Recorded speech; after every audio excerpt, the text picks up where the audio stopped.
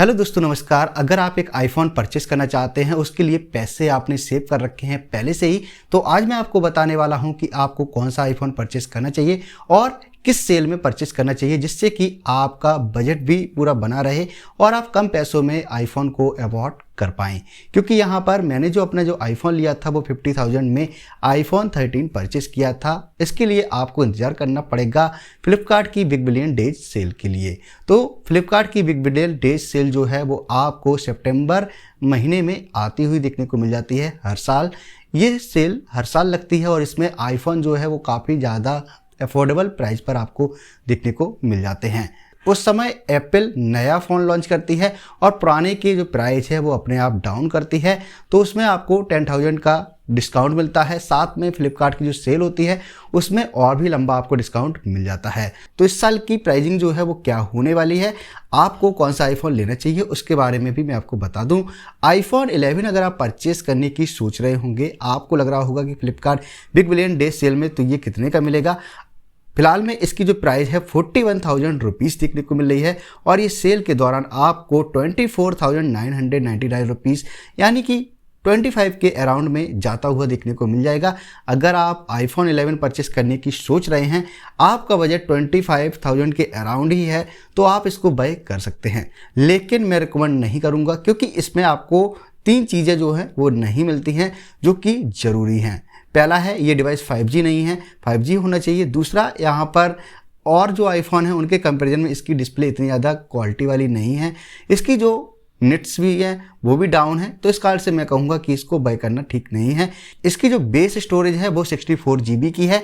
64 GB आपकी कब भर जाएगी आपको पता भी नहीं लगेगा। इस कारण से यह तीनों ही लाइंस को क्लियर नहीं करता है, तो मैं इसको रिकमेंड नहीं करता हूं। अब बारी आती है आईफोन 12 लेने की। आईफोन 12 एक अच्छा डिवाइस है। ये फिलहाल में 54,000 के अराउंड पर मिल रहा है। मैंने भी एक दोस्त को दिलाया था। इसकी जो सेल में प्राइस है वो आपको 35,000 जाती हुई देखने को मिल जाएगी और इसका भी बेस वेरिएंट 64 GB आता है।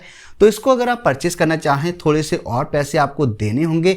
उसके बाद आप यहाँ पर 128 GB वाला भी परचेस कर पाएंगे। 40,000 के अंदर अगर आपका बजट है तो ये डिवाइस आपके लिए काफ़ी ज़्यादा बेस्ट बन जाता है। अगर आप आईफोन 13 लेने की सोच रहे हैं, क्योंकि आईफोन 15 लॉन्च होगा उस दौरान, तो आईफोन 13 की प्राइस भी काफ़ी ज़्यादा अफोर्डेबल आपको देखने को मिल सकती है। जितना कि मैंने लिया था उससे भी यहाँ पर डाउन प्राइस में आपको ये मिल सकता है। फिलहाल में इसकी जो प्राइस है वो 62,000 के अराउंड है और कार्ड वगैरह का डिस्काउंट लगा करके आप इन सभी डिवाइसेस पर डिस्काउंट भी पा सकते हैं। इसलिए जो मैं प्राइस बता रहा हूँ वो थोड़ी सी अप एंड डाउन हो सकती है हर सेल के दौरान।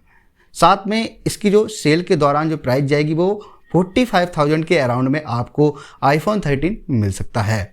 अब बात कर लेता हूँ आईफोन 14, क्योंकि आईफोन 15 लॉन्च होगा तो आईफोन 14 भी जाहिर सी बात है इसका भी प्राइस काफ़ी ज़्यादा डाउन जाना चाहिए। तो ये जैसा कि आईफोन 13 का जो प्राइस गया था वो 48,000 पर गया था और इसका भी जो प्राइस है वो 48,000 के अराउंड में आपको देखने को मिल सकता है। तो ये भी यहाँ पर कमाल की बात हो जाती है। अगर आप आईफोन 14 लेंगे तो आपको केवल 1 साल का अपडेट जो है वो डाउन मिलेगा और बाकी के सभी अपडेट आपको एक्स्ट्रा मिल जाएंगे इन फ़ोन्स के कंपैरिजन में आईफोन 13, 12, 11 के। इसी के साथ आईफोन 12 मिनी, आईफोन 13 मिनी की मैं बात करूं तो ये जो मोबाइल फ़ोन है वो अगर आपका बजट कम है और आप इन्हीं को आप अफोर्ड करना चाहते हैं, तो ये आपको सेल के दौरान आईफोन 12 मिनी है वो 30,000 का मिल सकता है और आईफोन 13 मिनी है वो आपको 35 के अराउंड पर देखने को मिल सकता है। अगर आप आईफोन 13 मिनी को आप बाय करना चाह रहे हैं तो उससे बेहतर आपके लिए यहाँ पर आईफोन 12 बन जाता है, क्योंकि आईफोन 12 का जो प्रोसेसर है बाकी का सब कुछ सेम मिल जाता है और आईफोन 12 मिनी से बेस्ट मिल जाता है।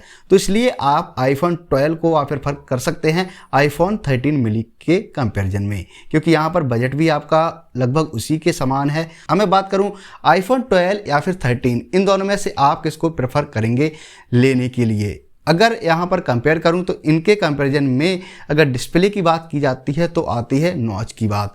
यहाँ पर दोनों ही डिवाइस का नॉच का काफ़ी ज़्यादा डिफरेंस है। तीनों ही डिवाइस की स्क्रीन रेशियो सेम देखने को मिल जाता है। इमरजेंसी SOS इन दोनों में मिलता है, लेकिन क्रैश डिटेक्शन आपको आईफोन 14 में मिल जाता है।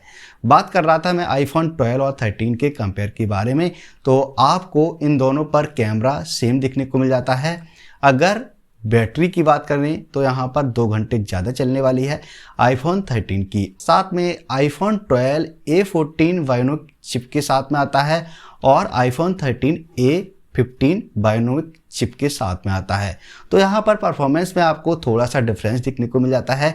ऐसा नहीं है कि ये यहाँ पर जिस तरीके से CPU और GPU कोर दिखने को मिल रहे हैं उससे फ़र्क नहीं पड़ता है, उससे काफ़ी ज़्यादा परफॉर्मेंस पड़ता है। जो एप्पल A14 A15 दर्शाता है वो इनका एक जनरेशन होता है। साथ में आपको बाकी की चीज़ें सभी पर सेम दिखने को मिल जाती हैं, लेकिन इसका जो बेस वेरिएंट आप 64 GB वाला परचेस कर पाएंगे और इसका 128 GB सीधा बेस वेरिएंट ही परचेस कर पाएंगे जो प्राइस होगी उस पर। डिस्प्ले में आपको थोड़ा सा डिफरेंस दिखने को मिल जाएगा। ब्राइटनेस को लेकर के आईफोन 12 की ब्राइटनेस 625 निट्स मैक्सिमम जाती हुई दिखने को मिल जाती है और आईफोन 13 की 800।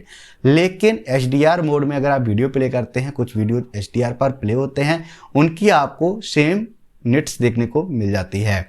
साथ में दोनों ही डिवाइस पर बाकी की चीज़ें सेम मिलती हैं।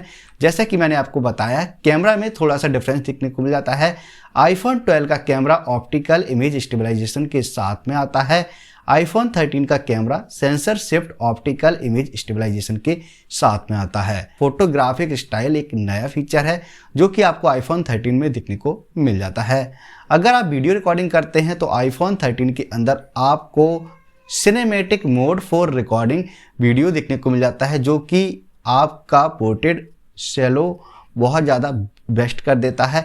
इसमें बिल्कुल ही जैसे कि कैमरा से शूट होती है उसी तरीके से आगे वाले बंदे पर, पीछे वाले बंदे पर आप कैमरा का फोकस कर सकते हैं अपने अनुसार। तो ये एक नई चीज़ इसमें दिखने को मिल जाती है। बाकी की सभी चीज़ें वही देखने को मिलती हैं। अगर आप एक फोटोग्राफर या फिर आप वीडियोग्राफर हैं और आप आईफोन 12 या 13 में से प्रेफर करना चाहते हैं तो आप आईफोन 13 को आप प्रेफर करें, क्योंकि इसमें सिनेमैटिक मोड काफ़ी ज़्यादा बेस्ट काम आता है वीडियोग्राफी के काम में। साथ में अगर फ्रंट कैमरा की बात करें तो फ्रंट कैमरा में सब कुछ सेम दिखने को मिल जाता है, केवल फोटोग्राफिक स्टाइल नए देखने को मिल जाते हैं। अगर आप फोटोग्राफिक स्टाइल की बात करें तो ये आपको कुछ नए स्टाइल्स इसमें ऐड हुए देखने को मिल जाते हैं। बाकी की अगर आप सेलुलर एंड वायरलेस में चीज़ें देखें तो बिल्कुल ही सब कुछ सेम दिखने को मिल जाता है। इसके अंदर कोई भी डिफरेंस नहीं है और सब कुछ सेम मिलता है, कुछ भी कहीं पर फ़र्क दिखने को नहीं मिलता है। तो ये जो डिफरेंस है केवल आपको आईफोन 13 और 12 के अंदर बैटरी लाइफ को लेकर के, परफॉर्मेंस को लेकर के और साथ में कैमरा क्वालिटी को लेकर देखने को मिल जाता है। अगर आप आईफोन 13 तक का बजट रखते हैं तो आप 13 परचेस करें, नहीं तो आप आईफोन 12 के साथ भी जा सकते हैं।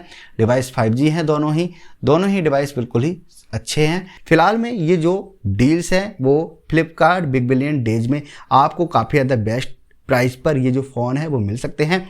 इसलिए अगर आप अभी इस सेल में लेने की सोच रहे हैं, फ्लिपकार्ट की जो आने वाली है 4 तारीख से, उसमें आप ले तो लेंगे परंतु उतना ज़्यादा प्राइस डिस्काउंट नहीं मिलेगा जितना कि Flipkart big billion days cell में मिलता है।